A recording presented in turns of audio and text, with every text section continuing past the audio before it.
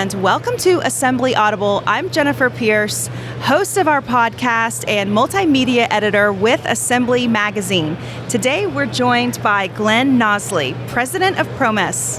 Glenn joined Promess straight out of college in 1986 as an applications engineer. After serving as engineering manager and vice president of operations, he was named president of the company in 2011. Mr. Nausley, welcome to Assembly Audible. Thank you for your time. Thank you very much for having me. Such an exciting environment. It's so much fun to record here from the show floor. So let's dive right into some questions. Sure.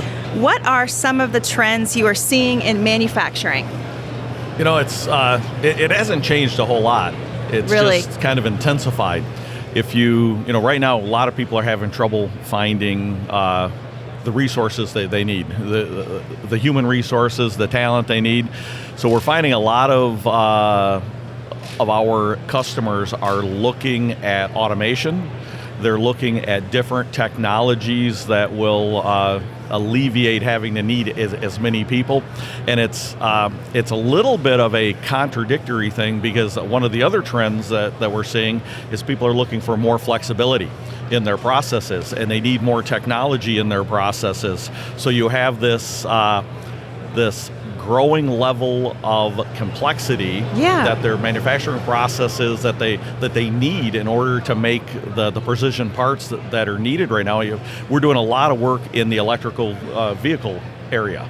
A lot of work with batteries and motors and other things, and it seems like the precision and the complexity of the processes are higher, but at the same time, manufacturers are having more and more trouble finding good controls engineers and the technicians they need. So those are two of the main trends we're seeing, and then what everybody else is seeing is that a lot of need for the data. There's and Promess has always done this. We were doing sensing back in the early 80s and collecting data for our customers in the early 80s. So this is not new for us. But what people want to do with that data, it's the trend toward big data, more information, and storing it in the cloud and being able to analyze it at a later date, or a lot of times what we've always done is analyze it in real time. But now when you have this data, you can look for more trends and learn more things from it. So I would say mainly that it's the lack or the difficulty finding enough technical talent, and also kind of the countering is more technology being brought into the processes, and then the need for more data are the three things we're seeing. That's a great point you brought up.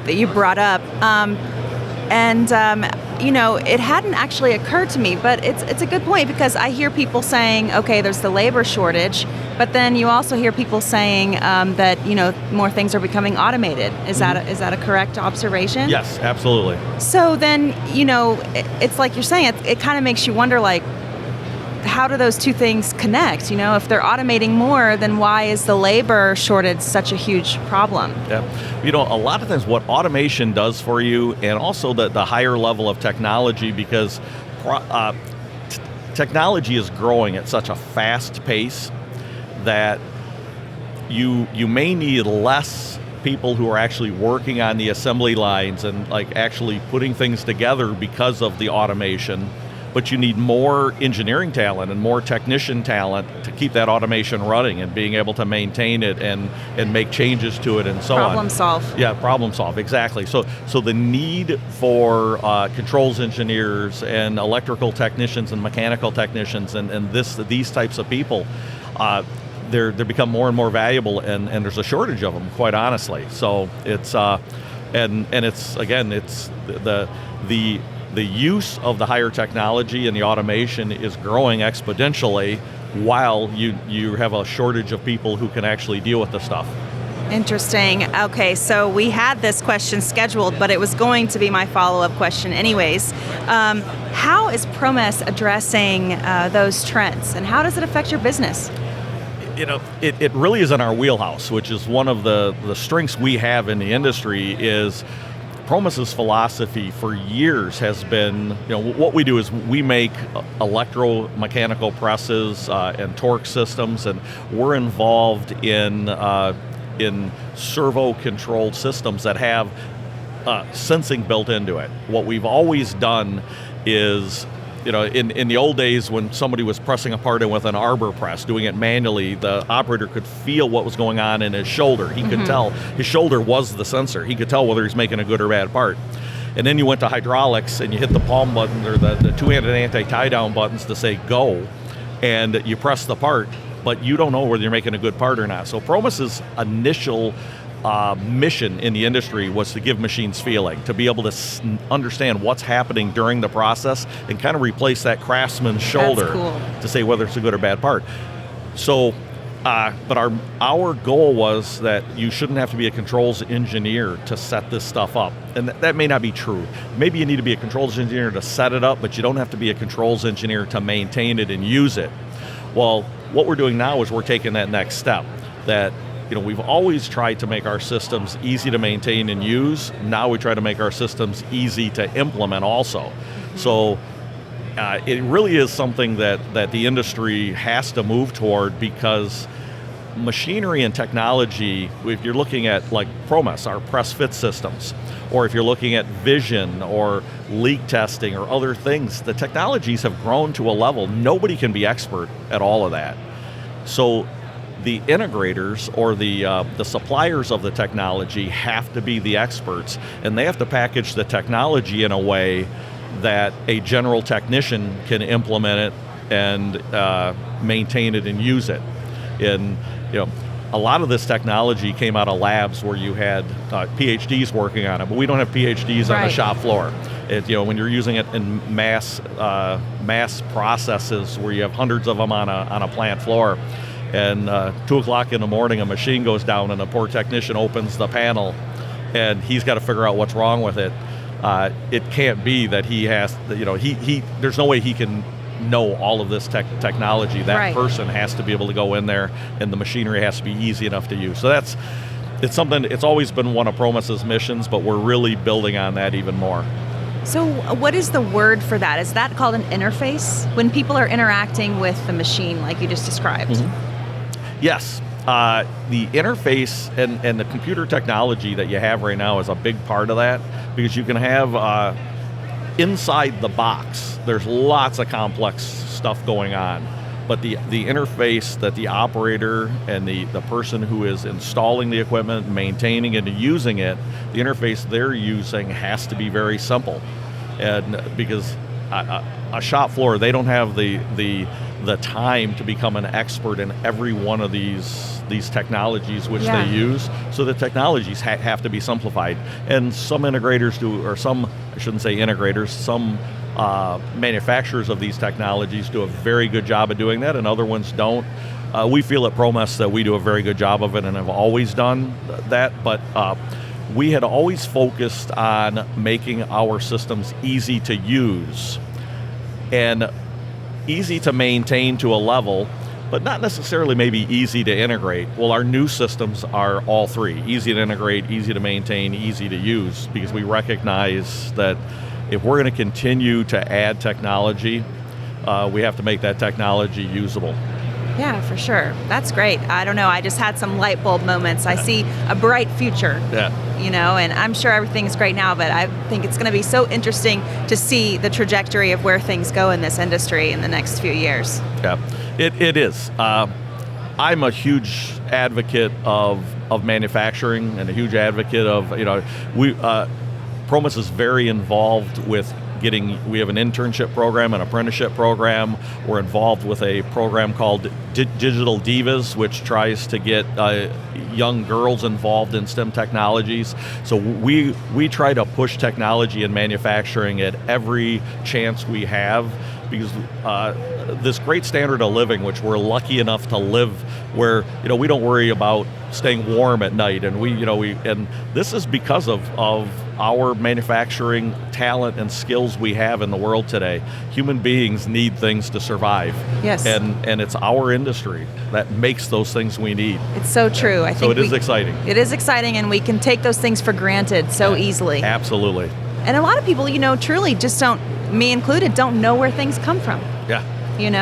So that's really interesting. Okay, so what do you think end users are looking for the most out of their suppliers? Well, continue along that theme, which is one of our guiding principles, is that the technologies that are being developed today, in technologies that are in use today, are so varied that it's impossible for any one person to be an expert in every single one of these areas. Right. So our, again, one of Promess's missions is to make our product easy enough to implement, maintain, and use so that you don't have to be a PhD engineer in order to do it. But sometimes you run into things where you do need help. And I think one of the biggest things that our customers need from all of their suppliers is really good support. Because when you do have a problem, and it's something that the technician that the end user has can't figure out, we have to be just a phone call away. We have to be there 24 hours a day, 365, in order to support our customers. And the good technology suppliers take that very seriously and are there when a customer needs them. Because again, at the level, as technology continues to increase, you cannot be an expert in all things. I remember one time listening to a philosopher, a guy named Leonard Peikoff, and somebody asked him the question, why aren't there any more universal geniuses like Leonardo or Da Vinci, right, and right. so on, and Michelangelo, and these guys who were artists and philosophers and inventors and all that. And Leonard Peikoff said, become a genius in one subject. That's hard enough to do now because every subject has become so advanced that there's no way you can have a universal genius anymore. And when he said that was a light bulb moment for me, because I thought about it and I applied it to my life and recognized that there's no way in today's world that you can be a genius in every technology that's available. Right. Be a genius in one. And that's where these suppliers have to be that genius for their customers. And at Promess, we take that very, very seriously. That's great. I think that's so important. And also to have a really great understanding of the whole picture. That's what I am finding as I interview people, is that people involved in this industry really understand a lot about a lot of different things: economics, technology, data, engineering. I mean, it's really, touching upon a lot of different areas. Do you think that's true? Yeah, absolutely. It's in manufacturing, there are so many layers to it, and most people that aren't involved in it don't understand. And I talk to relatives and people who aren't in this industry, and I'll pick up like the simplest little item, and you would not believe how much brain power goes into just figuring how to manufacture that item in mass production at a high quality level. And sometimes you like a pair of pliers that look so basic, but every time you pick up a pair of pliers in a store, they're not too tight, they're not too loose, everything angles, for sure. Yeah, everything it works with them perfectly. A pair of pliers after pair of pliers after pair of pliers.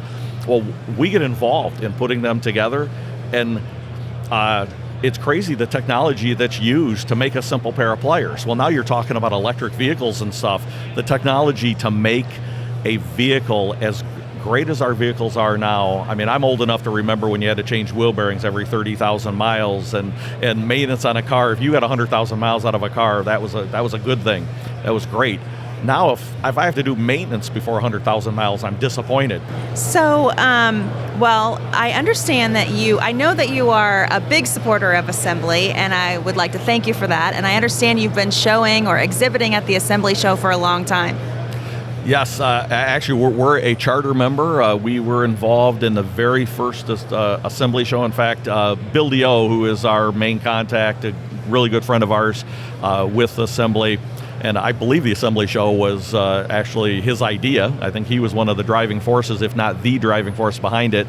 And I'm pretty confident we were the second company he signed up as an exhibitor. We jumped in really early because he was looking for people. He told us at the time that to make it successful, he needs some people that will commit to it for a few years because it'll be a growing process. And we were one of those people that bought in early. That's fantastic. I understand that there is a sheep or something at your booth. Yes. What is the story behind that? Our mascot is this little sheep and little lamb, and a lot of people think it's like the Aflac duck. What does an Aflac duck have to do with insurance? What does a sheep have to do with assembly? But it was actually born by the Assembly magazine. We did a job with Ford Motor Company on how to put control arms together. Promess came up with a technique to press the resilient bushings into a control arm and do it very, very accurately. This was back in the 90s, back when, do you remember Dolly? You might be too young, but Dolly the sheep, the clone sheep? I do. It was cloned in the UK. A Ford engineer who was involved in putting these resilient bushings involved in this process that Promess came together with to put these resilient bushings into the control arm. He said, he quoted, "It's like we're cloning parts." So Assembly magazine wrote an article on that, and on the cover page in the circle they had Dolly the sheep, and it said, "It's like we're cloning parts." And the article said a lot of nice things about Promess. So we kind of pushed the sheep, and it's like we're cloning parts as a marketing slogan. Yeah. And so for a little bit, we were using the sheep as the symbol for cloning parts. What an engineer wants to do, what a production person wants to do, is make the same part over and over and over again. And that's what we help with a lot. So the sheep kind of grew from there. And this is, 27 years ago? And so for the last 26, 27 years, the sheep has been our mascot.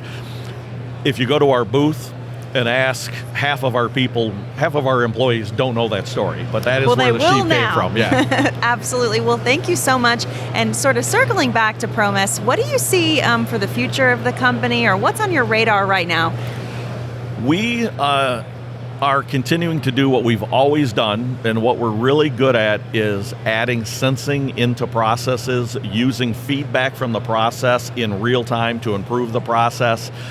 We started out as a sensor company measuring what goes on, doing in-process sensing, and we evolved into a company that takes that in-process information and uses it in real time with motion control and adapting the process on the fly based on the information we're getting.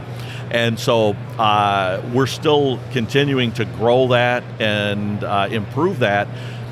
But we're also, because we have all that data, and which is something we've always done, but with IoT and Industry 4.0 and all that, we're working toward being able to bring that data into the cloud and use it, and perfecting and building our IoT solutions. So we're adding the more functionality and use out of the data that we've always collected. That's interesting. Okay, thank you so much for your time today. It's been an honor. I really enjoyed it. Thank you. It's a nice conversation. Yes.